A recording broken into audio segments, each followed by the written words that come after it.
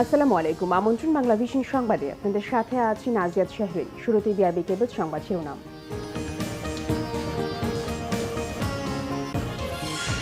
Corona ও উপসর্গে দেশের বিভিন্ন জেলায় অন্তত ১২৭ জনের প্রাণহানি, খুলনায় শনাক্তের রেকর্ড। বিধিনিষেধের ষষ্ঠ দিনে সড়কে চলাচল আরও বেড়েছে। করোনা টিকা ক্লিনিক্যাল ট্রায়ালের জন্য গাজীপুরে বানর সংগ্রহে গিয়ে লাঞ্ছিত গ্লোব বায়োটেকে ৫ কর্মকর্তা, কর্তৃপক্ষের অনুমতি না নেওয়ায় এই বিপত্তি। মুজিব বর্ষে ভূমিহীনদের দেয়া প্রধানমন্ত্রীর ঘর তৈরিতে ৩৬ উপজেলায় অনিয়মের অভিযোগ, উপসচিব ও ইউএনও পর্যায়ে ৫ কর্মকর্তা ওএসডি। কোরবানির ঈদে বিক্রির জন্য প্রস্তুত ১,২০,০০,০০০ গরু ছাগল। লকডাউন নিয়ে দুশ্চিন্তা থাকায় ডিজিটাল হাটকেও গুরুত্ব দিচ্ছেন খামারিরা। দেখছিলেন বিআরবি কেবল সংবাদ শিরোনাম। এবারে বিস্তারিত। করোনা ও উপসর্গ নিয়ে রাজশাহী, খুলনা সহ দেশের বিভিন্ন জায়গায় আজ আরও শতাধিক মৃত্যু হয়েছে। রাজশাহী মেডিকেলের করোনা ইউনিটে আরও ১৯ জনের মৃত্যু হয়েছে। এ নিয়ে সেখানে গত ৩৬ দিনে মারা গেছে ৫০৬ জন। চলতি মাসে ৬ দিনে মৃত্যু হয়েছে ৯১ জনের। রাজশাহী মেডিকেলের করোনা ওয়ার্ডে নতুন ৭৬ জন সহ ভর্তি আছেন ৪৫৪ জন। এদিকে বগুড়ায় ১৯ জনের মৃত্যু হয়েছে। অন্যদিকে খুলনার ৩টি হাসপাতালে করোনায় ১৩ জন ও উপসর্গে ৪ জনের মৃত্যু হয়েছে। সীমান্তবর্তী জেলা কুষ্টিয়ায় একদিনে মারা গেছেন আরও ১৩ জন। এ নিয়ে জেলাটিতে মোট মৃত্যুর সংখ্যা বেড়ে ২৭৭ জনে দাঁড়ালো। চট্টগ্রামে একদিনে মারা গেছেন আরও ৯ জন। চট্টগ্রামে এ নিয়ে করোনায় মৃত্যু হয়েছে ৭৩১ জনের। ময়মনসিংহ মেডিকেল কলেজ হাসপাতালে ৩ জন করোনায় ও উপসর্গে ৪ জন মারা গেছে। রংপুর বিভাগে ১০ জন, টাঙ্গাইলে ৭ জন, সাতক্ষীরায় ৫ জন, ঠাকুরগাঁয়ে ৫ জন, গাজীপুরে ৪ জন, নাটোরে ৩ জন, কিশোরগঞ্জে 3 জন, সিলেটে 2 জন এবং শেরপুরে 1 জনের মৃত্যু হয়েছে। এদিকে কঠোর বিধিনিষেধের ষষ্ঠ দিনে রাস্তায় মানুষ ও যানবাহনের সংখ্যা আরও বেড়েছে। বাইরে আসা অনেকে বলছেন তাদের প্রতিষ্ঠান খোলা, প্রয়োজনেই তাদেরকে ঘরের বাইরে আসতে হয়েছে। মানুষ ও যানবাহনের অবাধ চলাচল রোধে আইনশৃঙ্খলা বাহিনীর পাশাপাশি মাঠে রয়েছে সেনাবাহিনী। ঢাকার প্রবেশপথ আবদুল্লাপুরে রিকশা চালকদের জোর হাঁকডাক। অন্য কোনো গণপরিবহন চলছে না, তাই যাদের কর্মস্থলে যেতে হচ্ছে তাদের যাতায়াত করতে হচ্ছে এই রিকশাতেই, অনেক বেশি ভাড়া দিয়ে। সাধারণ মানুষ জানিয়েছেন, করোনার সংক্রমণ প্রতিরোধে লকডাউন জরুরি হলেও কাজের প্রয়োজনে তারা এই নির্দেশনা মানতে পারছেন না।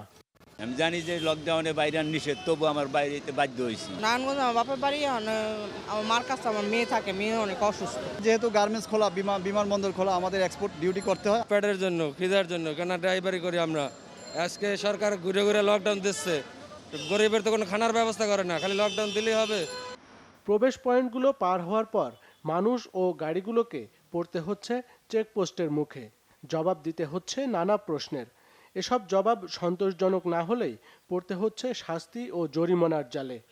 কেউ যদি খেয়ালের বসে বা খামখেয়ালিভাবে যদি রাস্তায় বের হন এবং আমরা যদি সন্তুষ্ট না হই যে তাদের কী কারণে বের হয়েছেন, তাদেরকে আমরা জরিমানার আওতায় আনছি। আসলে ব্যাংক খোলা তো আর গার্মেন্টস খোলা, সেই কারণে রাস্তায় লোকজন একটু বেশি আছে। আর এখানে এয়ারপোর্টের লোকজনও আছেন, আর মেডিকেলের জন্য যাচ্ছেন, টেস্ট করাতে যাচ্ছেন, কোভিড টিকা দিতে যাচ্ছেন, সেই কারণে জরুরি প্রয়োজনেই লোকজন বের হয়েছে। আইনশৃঙ্খলা রক্ষাকারী বাহিনীকে দায়িত্ব পালনে সহায়তা করছে সেনাবাহিনী। পাশাপাশি করোনা প্রতিরোধে সচেতনতা বাড়াতেও কাজ করছেন সশস্ত্র বাহিনীর সদস্যরা। গত কয়েকদিনের পেট্রোলিং কার্যক্রম বা অভিযানের ফলে আমরা যে একটা অভিজ্ঞতা হলো আমাদের, বেসিক্যালি মানুষের অন্ন, বস্ত্র, বাসস্থান বা চিকিৎসার জন্য বাইরে যাওয়ার একটা প্রয়োজনীয়তা রয়েছে। This is a reality. আবার অপরদিকে করোনা ভাইরাসের প্রাদুর্ভাব যাতে সংক্রমণের গতিটা বৃদ্ধি না পায়, এটাকে চেক দেওয়া হচ্ছে আমাদের দায়িত্ব এবং সরকারের দায়িত্ব। সরকার আমাদেরকে নির্দেশনা দিয়েছে। সংক্রমণ প্রতিরোধে কঠোর বিধিনিষেধের মেয়াদ 14 জুলাই পর্যন্ত বাড়িয়েছে সরকার। আরিফুল হক, বাংলাভিশন, ঢাকা। বাংলাদেশে উদ্ভাবিত করোনা টিকা বঙ্গোভ্যাক্স এর ক্লিনিক্যাল ট্রায়ালের জন্য বানর সংগ্রহ করতে গিয়ে লাঞ্ছিত হয়েছেন গ্লোব বায়োটেকের 5 কর্মকর্তা কর্মচারী। স্থানীয়দের দাবি, কর্তৃপক্ষের অনুমতি না নিয়ে বানর ধরতে আসায় এই বিপত্তি। গাজীপুর প্রতিনিধি মীর মোহাম্মদ ফারুকের রিপোর্ট।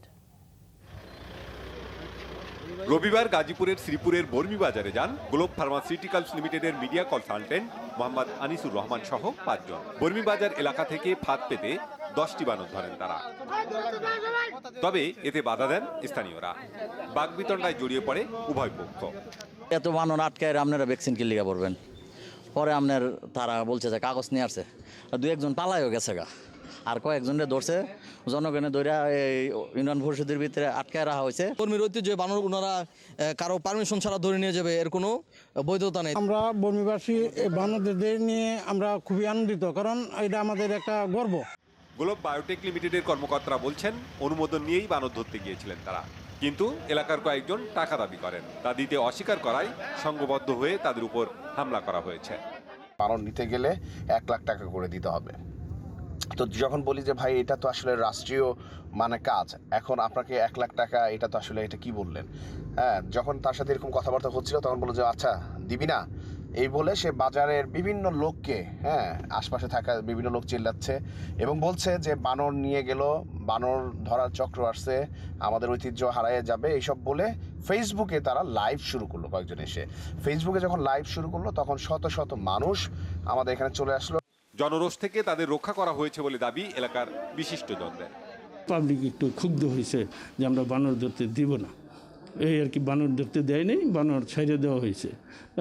তাদেরকে বেইজ্জতি বা তাদের সাথে আচরণ এরকম কিছু না। বানর ধরার কোনো অনুমতিপত্র দেখাতে পারেনি বলে দাবি স্থানীয় জনপ্রতিনিধির।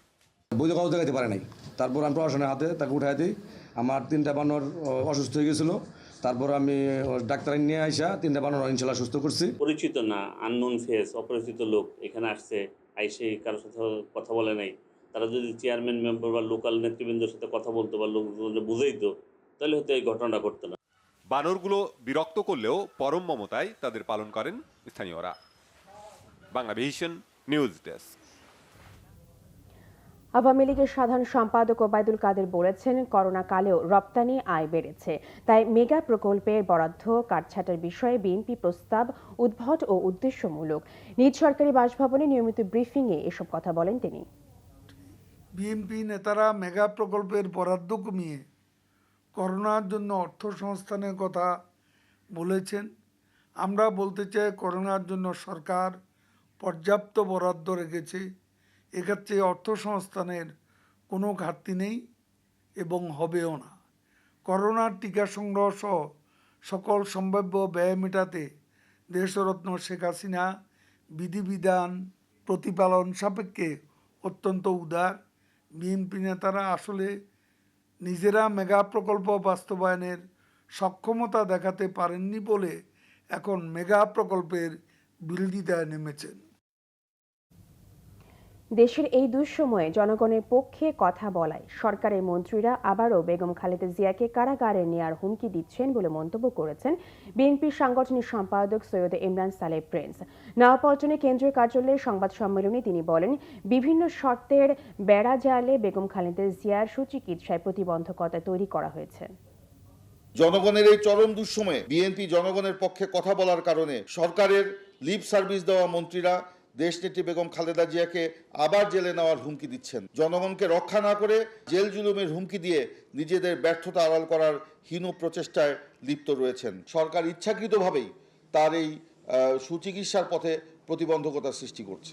বিএনপি অবিলম্বে অপরিকল্পিত ও সমন্বয়হীন লকডাউনে ক্ষতিগ্রস্ত, নিম্ন আয় ও কর্মহীন মানুষের কাছে পর্যাপ্ত খাদ্য ও অর্থ সহায়তা পৌঁছে দেওয়ার জোর দাবি জানাচ্ছে। একই সাথে অতি দ্রুত সকলকে করোনা টিকা প্রদান সহ বিরাজমান করোনা চিকিৎসা সংকট নিরসনকল্পে সরকারি হাসপাতালগুলোতে পর্যাপ্ত oxygen, high flow canola nozzle, ventilator, ICU bed স্থাপন এবং সরকারি খরচে করোনা পরীক্ষা ও চিকিৎসা ব্যবস্থা করার আহ্বান জানাচ্ছে।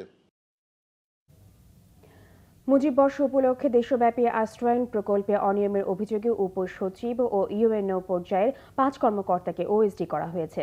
প্রধানমন্ত্রীর স্বপ্নের এই প্রকল্পে দুর্নীতি ও গাফিলতির অভিযোগে একজন অতিরিক্ত জেলা প্রশাসক সহ 5 উপজেলা নির্বাহী কর্মকর্তাকে ওএসডি করার কথা জানিয়েছেন সংশ্লিষ্টরা। এছাড়া 22 জেলায় 36 উপজেলায় ওঠা অনিয়মের অভিযোগ তদন্ত হচ্ছে বলে জানান প্রকল্প পরিচালক মাহবুব হোসেন। ওএসডি হওয়া কর্মকর্তারা হলেন বরগুনার ইউএনও আসাদুজ্জামান, বেসামরিক বেসামরিক বিমান ও পর্যটন মন্ত্রণালয়ের উপসচিব শফিকুল ইসলাম, মুন্সিগঞ্জ সদরের এসি ল্যান্ড শেখ মেজবা উল সাবিরিন ও নির্বাহী ম্যাজিস্ট্রেট রুবায়েত হায়াত শিপলু এবং চাঁপাইনবাবগঞ্জের অতিরিক্ত জেলা প্রশাসক লিয়াকত আলী শেখ ছিন্নমূলদের আশ্রয়ের এই প্রকল্পে অনিয়ম করলে কাউকে ছাড় দেওয়া হবে না বলে হুঁশিয়ারি দেন প্রধানমন্ত্রীর মুখ্য সচিব আহমেদ কায়কাউস। কোথাও ত্রুটি বিচ্যুতি হতে পারে, কিন্তু আমাদের দেখার বিষয় যে সেটা ইন্টেনশনাল কিনে এবং মানে তাদের অন্য কোনো উদ্দেশ্য ছিল কিনা সেটা অবশ্যই আমরা আমলে নিই এবং নিয়ে তৎক্ষণাৎ তদন্ত করি। এবং আপনারা জেনে থাকবেন যে ইতিমধ্যে কয়েকজনকে ওএসডি করা হয়েছে এবং তাদের অভিযোগের গুরুত্ব বিবেচনায় বিভাগীয় মামলা চালু হবে এবং যে কর্ম করেছেন সেগুলো তারা ফলভোগ করবেন। জেলা পর্যায়ে যারা জেলা প্রশাসকরা ঠিকমতো মনোযোগ দেয় না তাদেরকে আমরা কারণ দর্শানোর নোটিশ পাঠিয়েছি। প্রয়োজন বোধে সেই জেলা প্রশাসককে আমরা প্রত্যাহার করব। এই জায়গায় একটা কথা আমরা বারবার বলছি, আমরা কিন্তু শৈথিল্য কোনোভাবেই টলারেট করব না এবং দুর্ভাগ্যজনকভাবে বেশ কিছু জায়গায় এরকম ঘটনা ঘটে গেছে। তো সেই জায়গায় আমরা কিন্তু এখন প্রতিনিয়ত করছি। আমরা যেই সমস্ত জায়গায় এটা হয়েছে সেই জায়গায় কিন্তু আমরা কোনো রকমের ছাড় তো দিবই না, বরঞ্চ এরা যারা এই ভুলটা করেছে তাদেরকে আমরা মানে কী বলবো, এটা যথোপযুক্ত তো অবশ্যই, পারলে আমি হলে বেশি দিতাম আর কি, কিন্তু আমি এটা সরকারি কর্মকর্তা হিসেবে বলতেছি যথোপযুক্ত শাস্তি দেওয়া তো অবশ্যই হবে। কোরবানি ঈদ সামনে রেখে গবাদি পশুর বিক্রির জন্য প্রস্তুত খামারিরা। দেশজুড়ে লকডাউনের কারণে পশু বিক্রি নিয়ে দুশ্চিন্তা থাকলেও দিনরাত তারা ব্যস্ত গবাদি পশুর পরিচর্যায়। গরু ছাগল বেচা কেনার জন্য প্রচলিত হাটের বিকল্প ডিজিটাল হাটে তোলারও প্রস্তুতি নিচ্ছেন অনেকে। বড় ছোট বা মাঝারি বিভিন্ন আকারের গবাদি পশু ক্রেতাদের সামর্থ্য টার্গেট করে বাড়তি যত্নে লালন পালনে ব্যস্ত খামারিরা। সব ঠিক থাকলে এবার ঈদে হাটে তোলা হবে 1,20,00,000 মতো গরু ছাগল, এমন তথ্য প্রাণী সম্পদ মন্ত্রণালয়ের। আর তাই ন্যায্য দামের আশায় শেষ মুহূর্তেও পরিচর্যায় ব্যস্ত খামারিরা। এদেরকে খাওয়া দাওয়া হয় যে গম, ভুসি, খোল, আরও 10 আইটেমের মতন আছে, কালো জিরা, আরও বিভিন্ন সাদা, লাল, ভুসি। বিত্তবানদের চাহিদা পূরণে দেশি জাতের গরু ছাগলের পাশাপাশি বিদেশি জাতের বিশালদেহী গবাদি পশু লালন পালন করছেন অনেকে, যা সহজেই নজর কাড়বে ক্রেতাদের। সাইওয়াল, সিন্ধি, ফিজিয়ান, অস্ট্রেলিয়ান, দেশের ভিতরে মনে করেন বাম্মার বীজ দেওয়া হয়েছে, সে ধরনের গরু আছে আমার কাছে অনেক। নির্মস্ত 90,000, 80,000 টাকার থেকে নিয়ে শুরু করে 40 লক্ষ টাকা দামের গরু আছে। লকডাউনের কড়াকড়িতে বেচাকেনা এখনো শুরু না হলেও খামারের কাছাকাছি দূরত্বের ক্রেতারা কেউ কেউ খুঁজে ফিরছেন পছন্দের প্রাণী। গরু দেখতে আসছি, পছন্দ হলে এখানে কিনবো। এখানে আসা হচ্ছে গিয়ে একটা কুরবানির যে ইচ্ছা বা একটা ইন্টারেস্ট, একটা আনন্দ ফিল করা। দেশজুড়ে কঠোর বিধিনিষেধ এবং সীমান্ত দিয়ে ভারতীয় গরু আনার শঙ্কায় কপালে চিন্তার ভাঁজ খামারিদের। সারা বছরের পরিশ্রম আর বিনিয়োগের বিপুল অর্থ ঘরে তোলা নিয়ে তাই শঙ্কা কারো কারো। 1000 গরুর আমার কাছে রিজার্ভ আছে, এই কুরবানিতে ছাড়বো বলে আশা রাখি। মানুষ হতাশায় কাজ করছে, যে মনে করছো ব্যবসা বাণিজ্য কাম কাজ নাই, কেউ বলতে মনে করছো। তারপরও গত বছর যে তুমি মনে করছো এত লকডাউনের মধ্যে গত বছর কুরবানি দিয়েছে সবাই, আশা রাখি ওই গেছে বছর থেকে এবারে কুরবানি মানুষ অনেক বেশি দিবে। লকডাউন দীর্ঘায়িত না করে ঈদের অন্তত 1 সপ্তাহ আগে হলেও গবাদি পশু বেচাকেনার হাট বসতে দেওয়ার দাবি খামারিদের। জিয়াউল হক সবুজ, বাংলা ভিশন, ঢাকা। সংবাদ শেষ করব বিআরবি কেবল শিরোনামগুলো আরেকবার জানিয়ে। করোনা ও উপসর্গে দেশের বিভিন্ন জেলা অন্তত 127 জনের প্রাণহানি। খুলনায় শনাক্তের রেকর্ড। বিধিনিষেধের 6ষ্ঠ দিনে সড়কে চলাচল আরও বেড়েছে। করোনা টিকা ক্লিনিক্যাল ট্রায়ালের জন্য গাজীপুরে বানর সংগ্রহে গিয়ে লাঞ্ছিত গ্লোব বায়োটেকের 5 কর্মকর্তা। কর্তৃপক্ষের অনুমতি না নেয় এই বিপত্তি। মুজিব বর্ষে ভূমিহীনদের দেয়া প্রধানমন্ত্রী ঘর তৈরিতে 36 উপজেলা অনিয়মের অভিযোগ।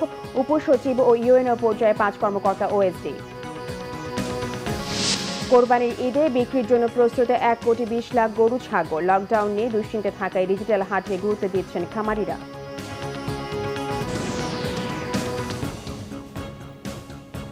এই ছিল এখনকার মতো। পরের সংবাদ বিকেল 4টায়। এর আগে 3টায় রয়েছে নিউজ টপ 10 দেখার আমন্ত্রণ রইল।